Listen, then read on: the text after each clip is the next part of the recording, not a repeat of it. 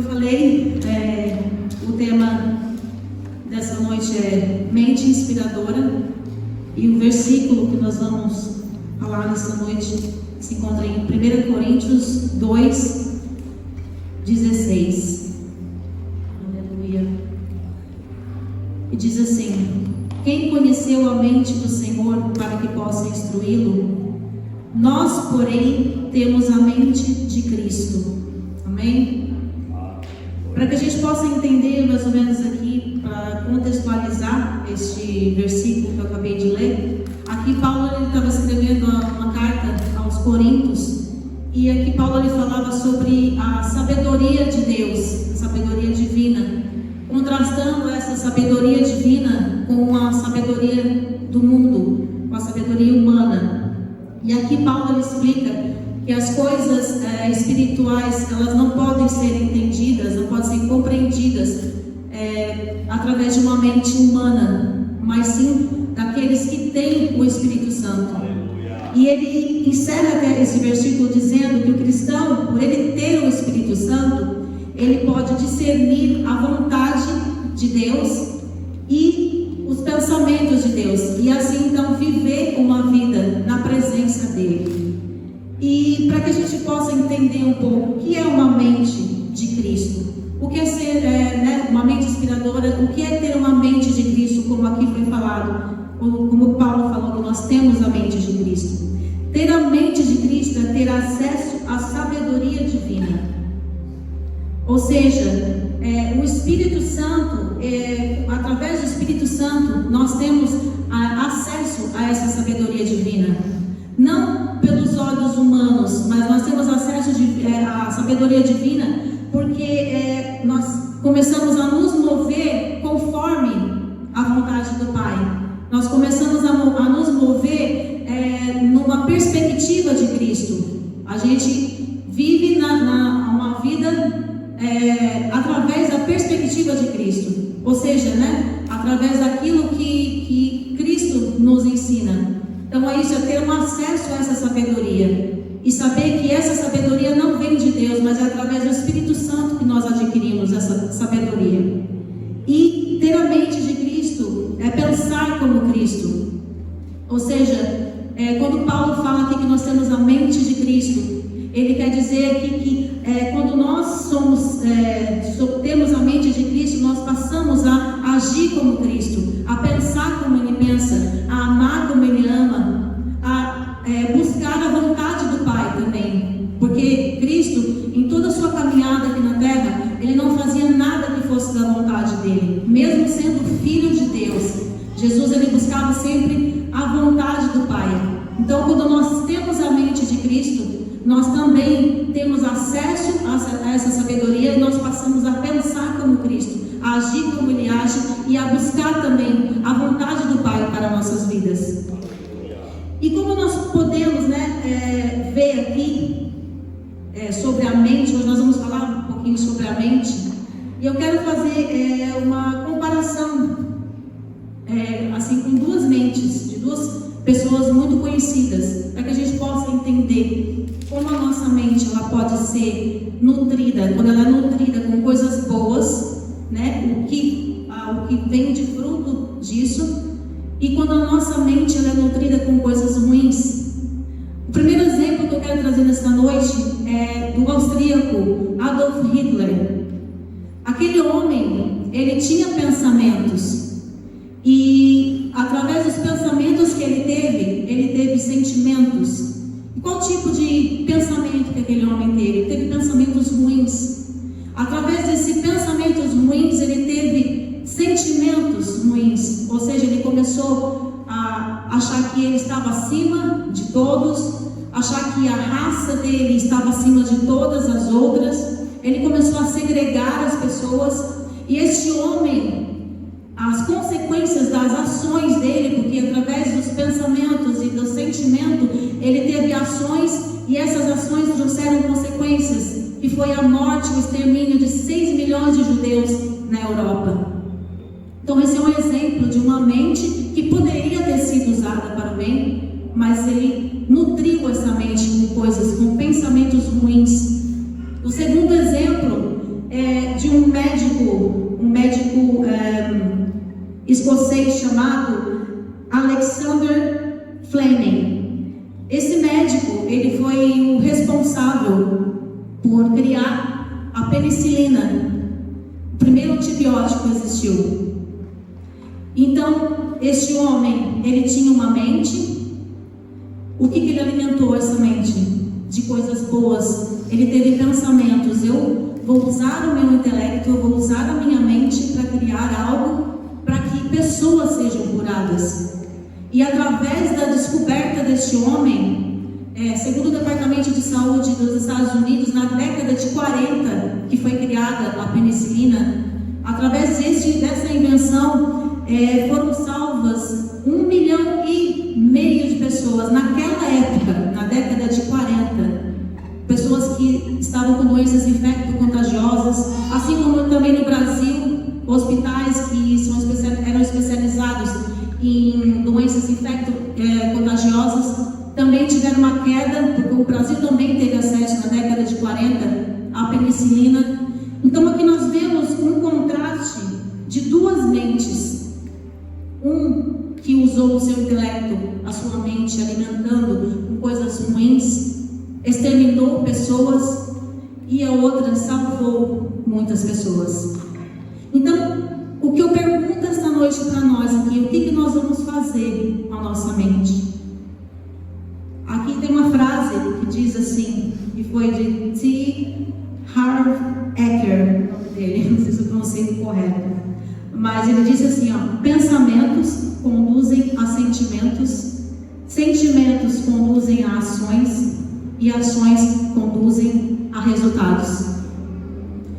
E por isso que, irmãos, é de extrema importância nós usarmos a nossa mente, nutrirmos a nossa mente com coisas boas. E o que seriam essas coisas boas? O Evangelho puro da graça.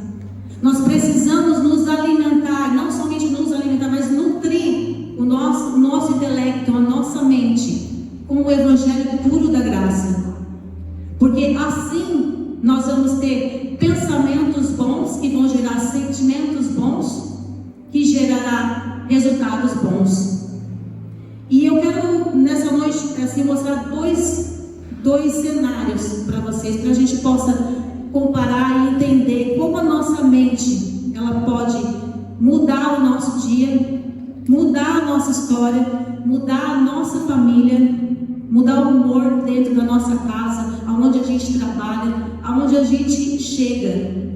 O primeiro cenário que eu quero que vocês imaginem é você acordando de manhã, você vai preparar o seu café da manhã para sair para trabalhar, e como de costume, antigamente as pessoas costumavam ligar a televisão. Eu lembro que a minha mãe ouvia rádio, logo cedo, às 5 horas da manhã, ela já ouvia o rádio para ouvir as notícias. E aí você tem contato ali. Hoje em dia a gente já tem um celular e a gente já, vou ver o que está acontecendo no mundo, vou ver as notícias do mundo. E aí nós começamos a nos alimentar com notícias de crime, de morte, de corrupção e todo tipo de coisas ruins. O que acontece nesse momento? Na minha mente, o contato com aquela notícia vai gerar em mim um sentimento, porque eu vou ter um pensamento, esse pensamento vai virar um sentimento, o sentimento vai virar uma ação e depois uma consequência. Então o que vai acontecer? Eu nutri a minha mente com notícias ruins, então eu vou ter pensamentos ruins, o que vai me gerar o quê? Pensamento vai me gerar comportamentos ruins, porque eu já vou sair de casa e a nossa vida ela não acontece do jeito que a gente quer. Por mais que a gente esteja na presença do Senhor, nada vai acontecer. A gente planeja as coisas, mas o dia acontece, vai acontecendo. Então nós vamos nos deparar com uma situação em que a gente vai ser confrontado. E aí, se alguém me olhar feio, eu vou olhar feio também. Se eu olhar para um colega de trabalho me falou alguma coisa, eu vou responder mal para ele também, porque eu não vou levar desaforo. Você já começa a desconfiar de todo mundo, porque você vê notícias de pai matando filho, filho matando pai, os irmãos, você vê notícias de igrejas que irmãos fazem mal para o outro, e você já começa, eu não quero ficar no meio dos brasileiros, eu quero viver minha vida começa a desconfiar de todas as pessoas e o teu dia vira uma bagunça. E às vezes a gente reclama, ai, que dia ruim. Quando na verdade a nossa mente está sendo nutrida com coisas ruins, com pensamentos ruins, ou que seja, nós vamos reagir de forma ruim também.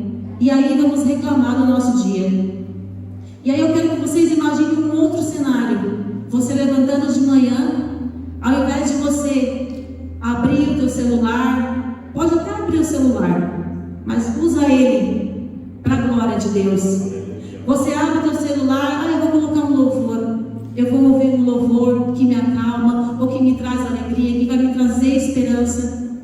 E você ouve aquele louvor, ou então você abre a sua Bíblia de manhã, porque o primeiro contato que nós deveríamos ter quando nós levantamos é com a palavra do Senhor, um evangelho puro e genuíno da graça. Você abre a tua Bíblia, você começa a ler, que seja um capítulo, e você começa a meditar sobre aquele capítulo. O que vai acontecer na sua mente? A mesma coisa, você vai ter pensamentos, aí você vai ter reações diferentes, e com isso você vai ter consequências diferentes. Você vai sair da tua casa, talvez vai encontrar alguém na rua que te olha, te dá um esbarrão, ou te olha feio, e você retribui com um sorriso. Você quer quebrar uma pessoa, é você dar um sorriso para ela quando a pessoa te olha feio. Abre um sorriso, porque às vezes é só aquilo que a pessoa está precisando. Ela tem uma vida tão amargurada, tão difícil, e às vezes um sorriso pode mudar o dia da pessoa. Então você saiu de casa, você começa a ter pensamentos bons, você começa a agir de forma diferente. Por quê? Porque você foi nutrido de coisas boas, você foi nutrido da palavra, você foi nutrido, você entende que você pertence ao reino de Deus, você entende que você não é qualquer um, mas que você tem um pai que cuida de você, e você começa a encarar a sua vida de forma diferente.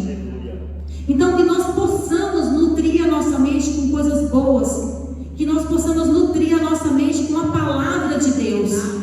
Começar o nosso dia buscando a presença do Senhor, e nós vamos ver os resultados. Não vai ser fácil, nós vamos ser confrontados sim, mas a nossa reação, os nossos pensamentos vão ser pensamentos bons e vão gerar ações boas, e nós vamos ver consequências disso tudo. Então, agora você pensa assim, mas com tudo isso, né? Como que eu posso proteger a minha mente? Porque eu vou tentar fazer, né, o que está sendo dito, mas como é que eu vou fazer para proteger a minha mente e mantê-la saudável? A primeira coisa que nós devemos fazer para proteger a nossa mente, manter a nossa mente saudável, é evite a solidão. A Bíblia fala assim em Provérbios 18:1, ela diz assim: quem se isola busca interesses egoístas e se rebela contra a sensatez. Irmãos, para manter uma mente saudável, nós precisamos ter comunhão uns com os outros. Nós precisamos estar em contato com pessoas que, assim como nós, estamos buscando a presença de Deus. Nós precisamos sair do nosso mundinho e ter comunhão com os irmãos, porque nós fomos criados para ter comunhão entre nós. Quando eu estou aqui nesse local, eu posso olhar daqui de cima, mesmo que eu estou longe de algumas pessoas, mas eu consigo ver o rosto de todas as pessoas que estão aqui, de todo mundo que está aqui. Mas tem um rosto que é invisível para mim. Sabe qual é? O meu rosto. Sabe por quê? Porque Deus não me fez para olhar somente para mim. Deus não te fez para você olhar somente para você. Deus te fez para olhar para o teu irmão, para aquele que está do teu lado, olhar para as necessidades dele. Deus não nos criou para andarmos o tempo todo como se tivéssemos um espelho na nossa frente, olhando somente a nossa face, olhando somente as nossas necessidades. Tem um termo que fala no Brasil que é olhar para o seu próprio umbigo. Não! Deus nos criou para olharmos para o outro que está do nosso lado, a buscar e saber a necessidade dos nossos irmãos.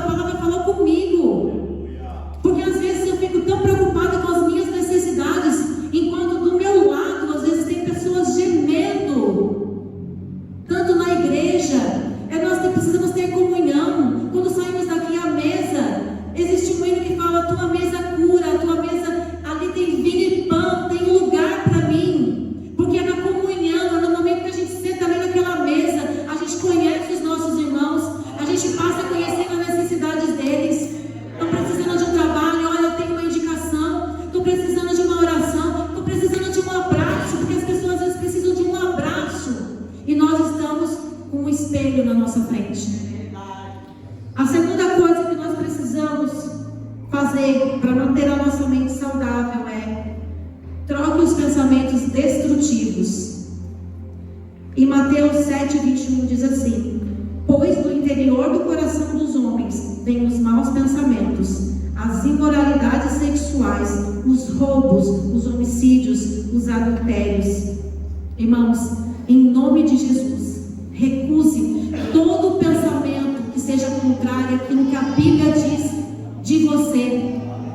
Não aceite um pensamento sequer que seja contrário ao que a Bíblia fala que você é. E sabe o que a Bíblia fala que você é? Diz aqui em João 1:12-13, diz assim: contudo, aos que o receberam, você o recebeu?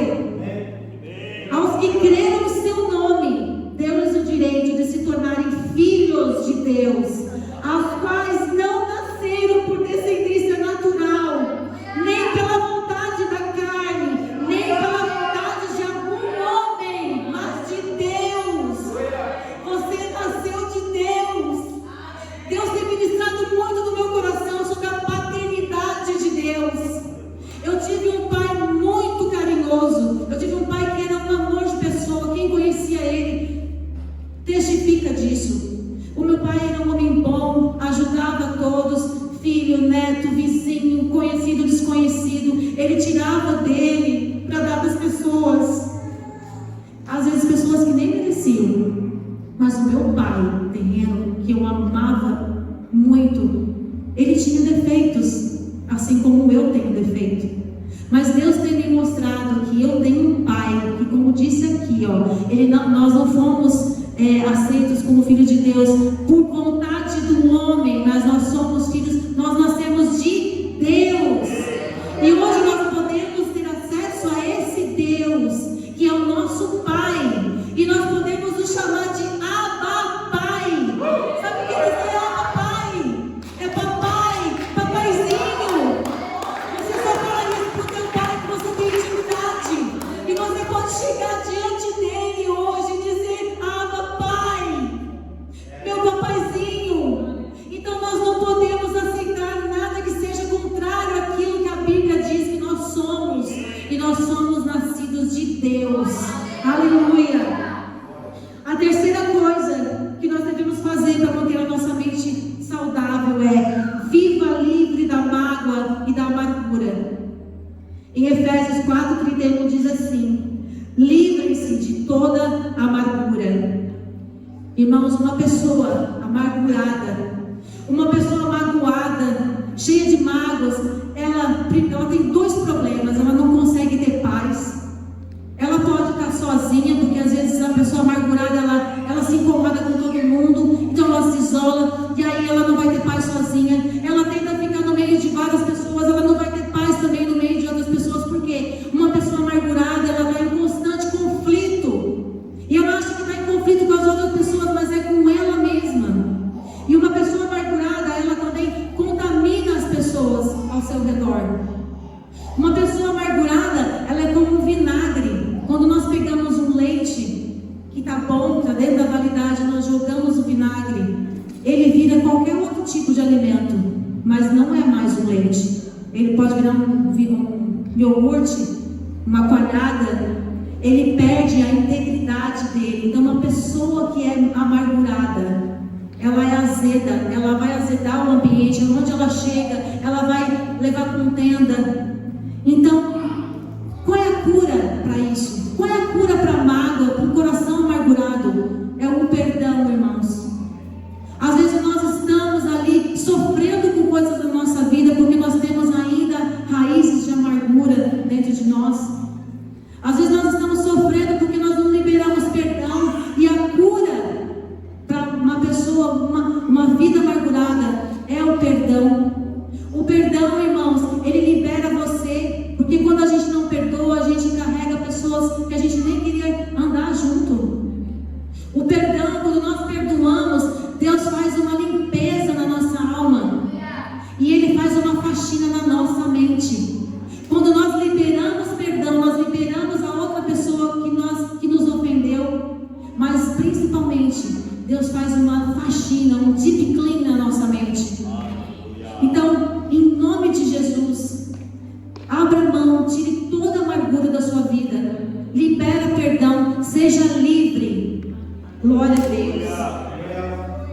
Quarta coisa que nós precisamos fazer é reconheça a sua libertação. Em Romanos diz assim, em Romanos 6, 2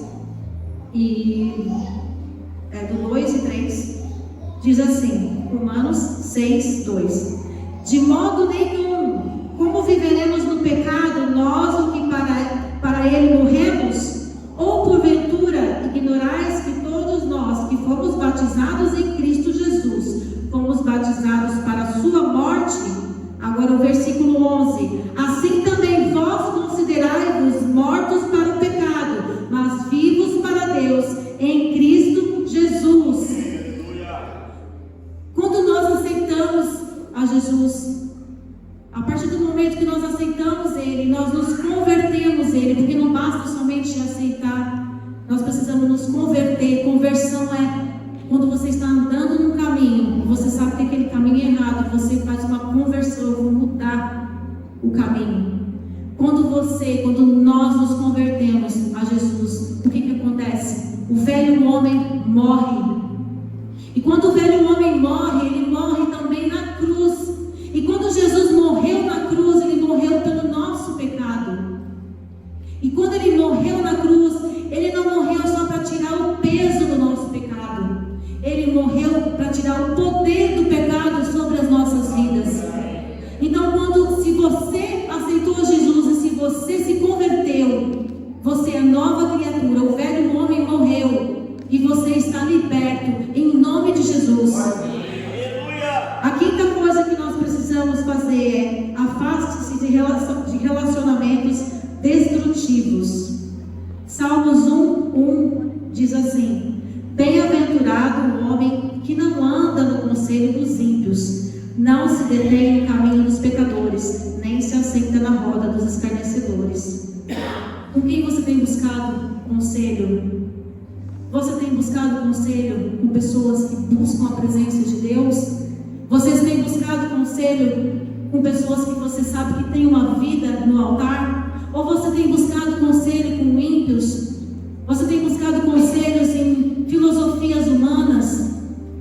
Busque conselho em Deus, primeiramente. Mas também, como eu disse, nós precisamos ter comunhão e estarmos em contato com pessoas que estão no mesmo propósito que você, que é estar na presença do nosso Deus Altíssimo. E para que a nossa vida seja uma vida, contagiante, com uma mente inspiradora, como é o tema dessa noite, para que a nossa mente ela seja uma mente criativa, alegre, uma mente que inspire outras pessoas, a sua mente ela precisa ser, primeiro, livre. E João 8,36 diz assim: portanto, se o Filho os libertar, vocês de fato serão livres. Irmãos, você foi liberto pelo Senhor. Portanto, vou repetir: portanto, se o Filho Jesus os libertou, você de fato será livre. Então a sua mente ela precisa ser uma mente livre. Ter essa consciência de a partir do momento que você aceitou a Cristo e você se converteu a Ele, você é livre. A tua mente precisa ser também uma mente livre. A segunda coisa que a nossa mente precisa ser é altruísta. Filipenses 2:4 diz assim: cada um cuide não somente dos seus interesses, mas também dos interesses dos outros. Sabe o que é uma pessoa altruísta? Uma pessoa altruísta é uma pessoa que se doa para outras pessoas, sem esperar nada em troca. Então, uma mente altruísta é uma mente que ela vai se doar para outras pessoas, sem esperar nada em troca, sem nenhum tipo de interesse. Como disse a palavra aqui, cada um cuide não somente dos seus interesses, mas também dos interesses dos outros. Jesus morreu por nós aqui, mas também morreu pelo nosso vizinho, também morreu pelo nosso colega de trabalho. Então, expresse esse amor que você recebeu, transmita esse amor que você recebeu, até mesmo dentro da igreja. nos teus dons. Às vezes você tem o dom de ouvir outras pessoas, e é um dom muito difícil, irmãos, porque é mais fácil a gente falar do que ouvir. Mas às vezes você tem esse dom de ouvir as pessoas, de ouvir a necessidade dos seus irmãos. Você tem o dom, às vezes, de abrir a tua boca, e as tuas palavras são palavras doces, suaves, que vai aliviar a vida do teu irmão. Às vezes um abraço teu pode trazer um consolo para uma irmã. Então deixa Deus te usar, mas use a sua vida sem esperar nada em troca. A terceira coisa que a nossa mente precisa ser é firme na fé.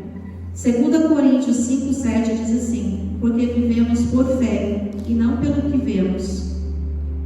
E Tiago 1:6 diz: pois aquele que duvida é semelhante à onda do mar, levada e agitada pelo vento. Irmãos, nós somos nascidos de Deus, então nós não vivemos mais pelo que nós vemos, nós vivemos pela fé. Porque um homem sem fé, um homem que duvida, ele pode até achar que ele é uma pessoa muito forte, mas na verdade ele é fraco. Porque aqui como diz aqui em Tiago 1,16, aquele que duvida é semelhante à onda do mar, levada e guiada pelo vento.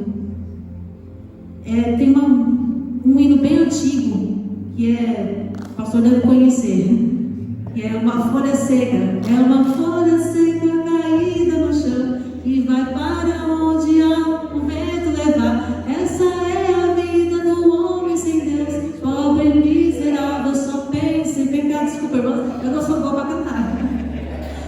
Desculpa aí os músicos. Mas assim também é a vida de uma pessoa que não tem fé. É como se fosse uma folha seca, que o vento bate e leva para qualquer canto. Quando nós não temos fé, nós somos levados pelos ventos das modas, o vento das filosofias mundanas, pagãs. Mas aquele que tem uma fé, uma mente firme na fé, ele nunca vai ser levado pelas ondas, como as ondas do mar que são levadas pelo vento. Amém? A quarta coisa que a nossa mente precisa ser é ser uma mente boa. Mateus 12:35 diz: o homem bom do bom tesouro tira coisas boas, e o homem mau do seu mau tesouro tira coisas boas. Então que a nossa mente seja uma mente boa, que através da nossa mente sejam gerados tesouros, que vai trazer o quê? Coisas boas para aqueles que estão ao nosso redor. Então, em todos esses pontos aqui, nós vemos que a nossa mente, como ela deve ser, né? Nós falamos aqui como ela deve ser. Mas o que nós devemos fazer para termos uma mente assim? Nós precisamos, além de nutri-la, nós precisamos também renovar a nossa mente. E quando nós cremos e aceitamos a Jesus, nós precisamos nutrir, né? Assim como nós nutrimos o nosso corpo com alimentos que vão trazer vai dar vitamina, que vai fazer com que ele funcione da maneira correta. Assim também nós precisamos nutrir a nossa mente com coisas que vão trazer algo bom para nós e para quem está ao nosso redor. Mas além de nutrir a nossa mente ela precisa ser renovada.